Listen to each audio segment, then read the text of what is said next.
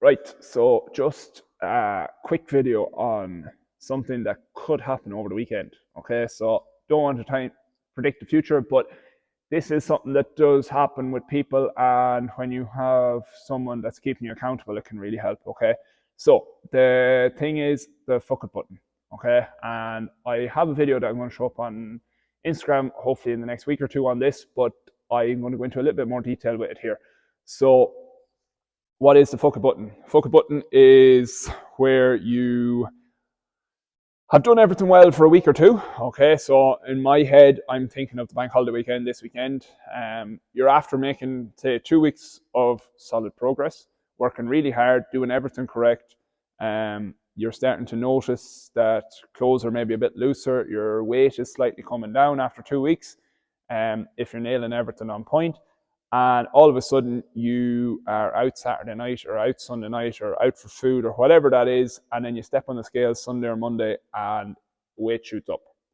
This is where people generally will press the focus button, okay? And they'll emotionally eat and throw all their hard work for the first 2 weeks out the window and say that it's just not working, okay? It's completely normal for your scale weight, okay? And it's generally the scales that mess people up, and that's why I get people do it every day to try and flip their mindset on it.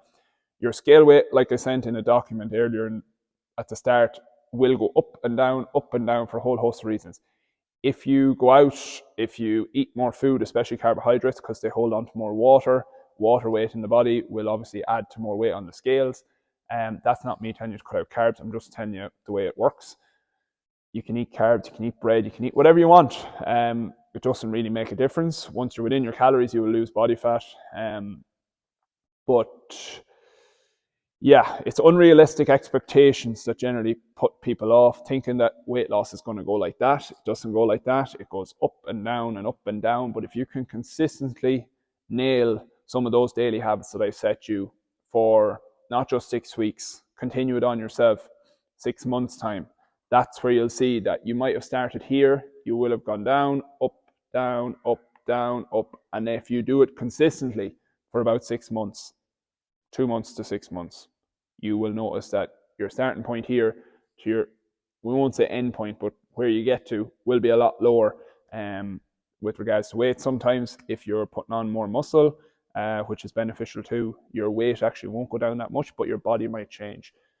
So that's important to remember too. So like I said, scale numbers, don't let it throw you off. Okay, you can be doing everything right, daily habits right, and the scales might never move. Okay, but you have to remember, like, you're not going to be any happier if you're 80 kilograms now and if you end up 76 by the end of this. Okay, you will not be any happier at 76 than you are at 80 just because of the number on the scales. What will make you happier is feeling fitter, feeling stronger, feeling fresher, more energy, sleeping better, all them things. It's not the number on the scales, okay?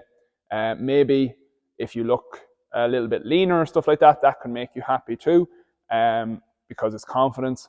But the number on the scales won't make you any happier, okay? It's nailing the daily habits, and that's kind of what I want to get across to people. And you might say that's kind of stupid getting people to weigh themselves on a daily basis. But the reason I do it is if you're nailing your nutrition and if you're nailing your training side of things, and by nailing it, I mean being consistent with it. You don't need to train every day. You don't need to eat 100% all the time every day, but 80% of the time doing things right. You should notice that if you have weight to lose, some people don't have as much weight to lose, some people have more weight to lose, your scale weight will slightly come down. That's just, it's just a tracking tool. The same as way as I told you to take photos at the start for yourself, do, because they're a really good indication as well. One bad day or one bad week won't mess you up.